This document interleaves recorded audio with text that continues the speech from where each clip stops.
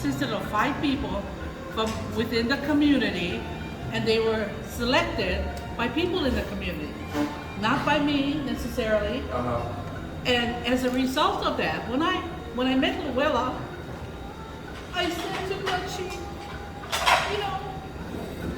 the island must show their gratefulness to people who do this kind of work. Whether they're known or not, somebody in the community got to rise up and say mahalo. Because that, number one, is culturally correct for our Hawaiian people. Mahalo.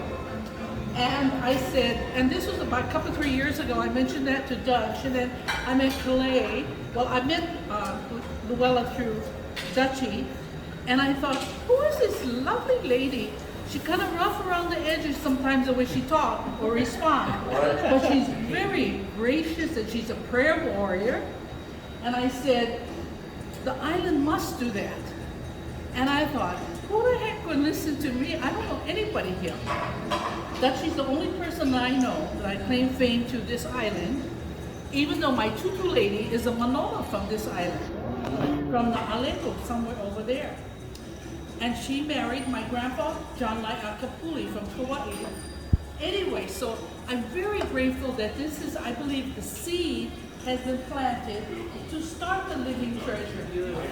And I'm hoping that Hulihe'e Palace, I'll try to introduce this to Hulihe'e Palace, and that they will start to do this every 2 years. So this is the beginning with Louella. So I'm grateful, mahalo to her, and all the things that she does, the food bank, and I'm grateful for you. Oh, my turn.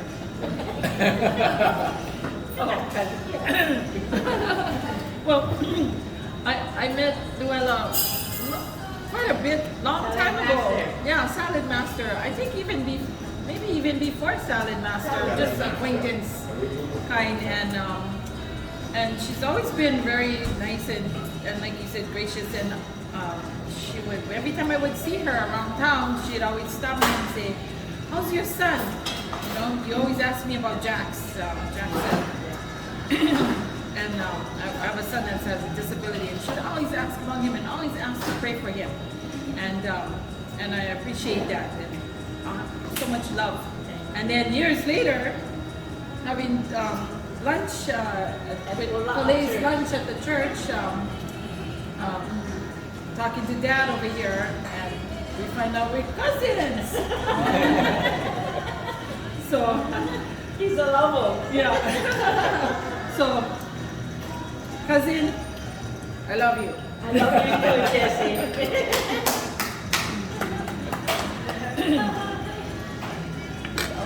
Okay, I'm from Kauai, born and raised. Half the island is relative to me. Got the Schumachers and the Makua Oles from Waimea Valley. Did a lot of horseback riding, taking the taro to the poi mill and making poi, and then picking up the poi, bringing them home, put them in a big truck. And that used to last the whole family 1 whole month before the next time we got a full taro.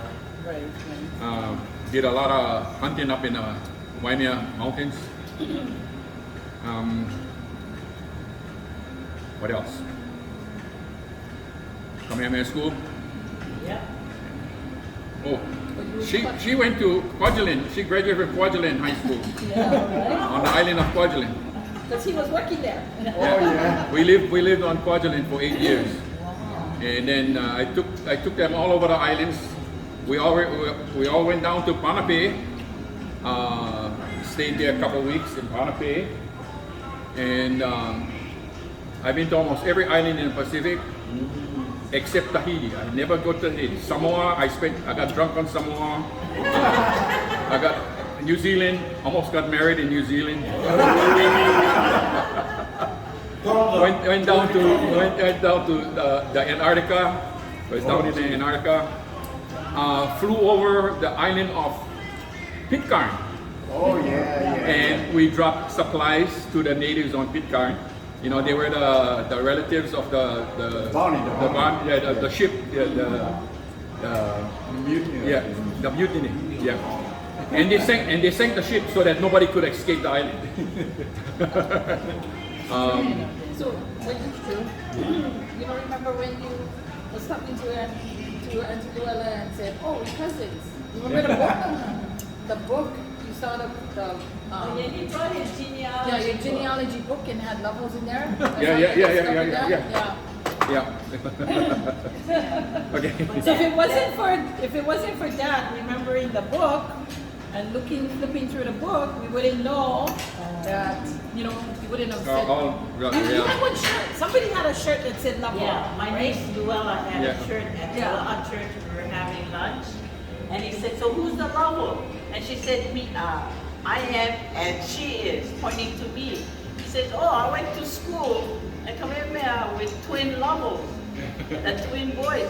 I said, "So you graduated with them? You in the class?" "Yeah." So I said, "You stay right here. I'll be right back." I went into the kitchen. We go get Auntie Dutchie. She never met him because the boys and the girls were separated dormitories. Yeah. So she met him. I said, "Dutchie, this is your classmate." Yeah, and that's how they met. Yeah. And I said, "And he's a lover." Well, I spent 6 years in Vietnam, from 1960 until 1966. 1960, I graduated. Now you graduated. And I never fired my gun, but I got shot at so many times. I was in rescue, so I was rescuing people. So I'm hanging on to them. I cannot shoot back. I'm hanging on to people. And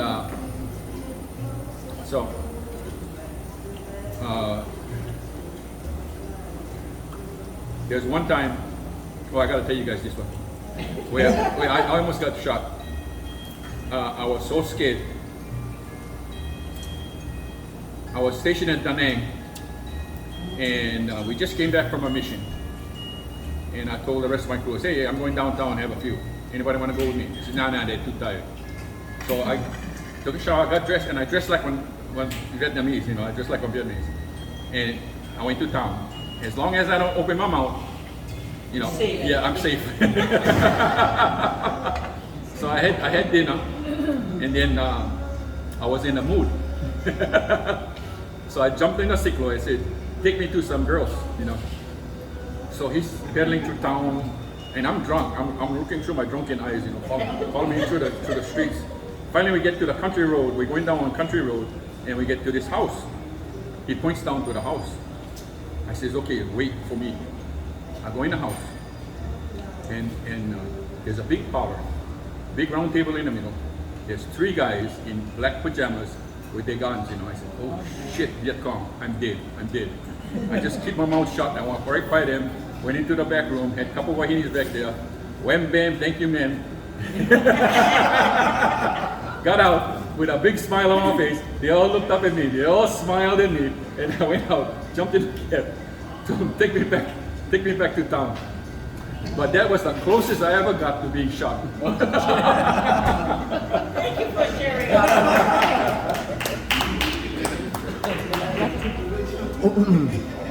My name is Kuneva Coral. To get me and my kid brother, we same mom. I have the same mom as Louella, different daddies. And yeah, we just here representing mom, and it's all good, Nice to see you folks. Nice gathering. And I just representing the Kuneva side today. But everybody knows me. I'm a practicing kahuna.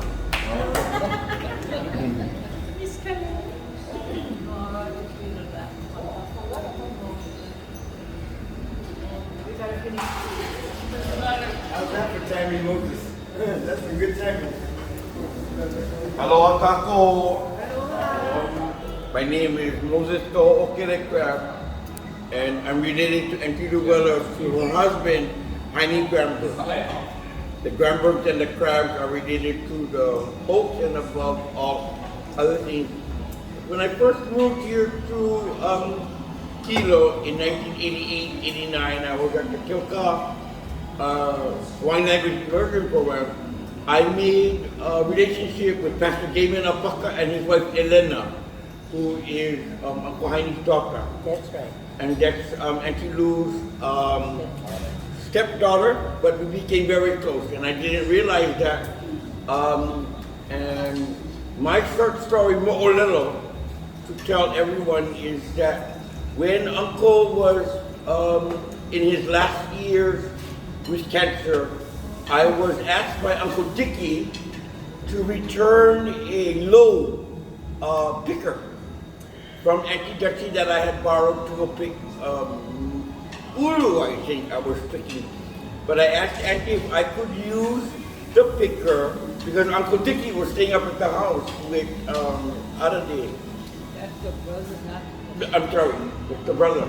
no. You're talking about her brother who is living at my house. Correct. I'm talking about now, fast forward a little bit. I'm talking about Auntie Dutchie, Auntie Louella's brother Dickie, who was living with Auntie Dutchie at the time. With his wife and daughter. With his wife and daughter up in Mountain View. So I was asked to return this picture to Auntie, and Auntie had guided me to Auntie Louella's house, but I didn't know where they were living. So I had to return this picture to the yellow house on Ahuna Road, and Dickie would come out from the house or wherever, and I'm supposed to ask for him and return it. Long story short, I like to tell this story, but I feel I can tell it right now. Auntie had just planted little grass clumps in the front of her yard,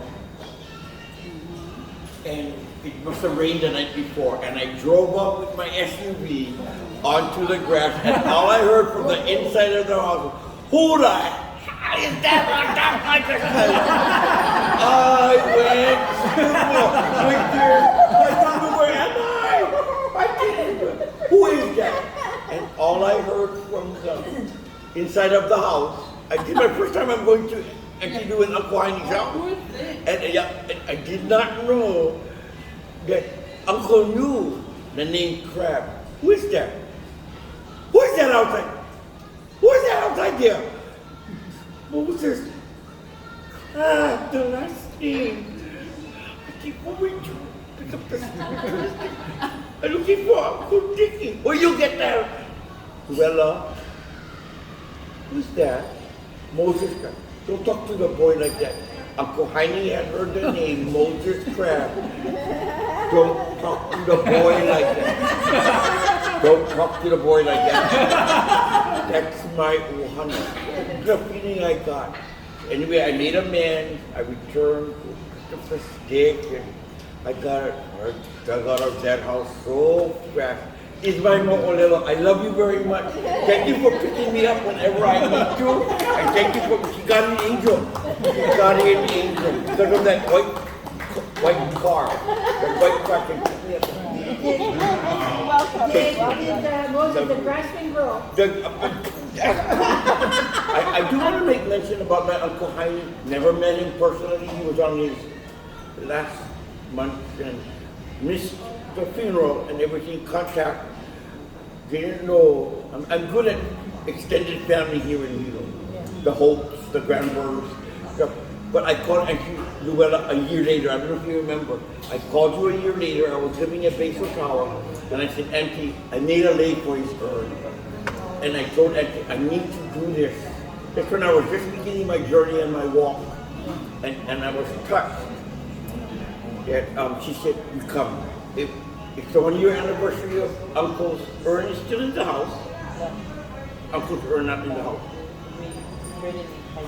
He's ready to carry over. But anyway, Auntie allowed me to come at least make one day. And she's an excellent, I agree with you. Prayer warrior, this woman. Anytime I need to call for prayer, she's right there for me. Mahalo, Auntie. Aloha.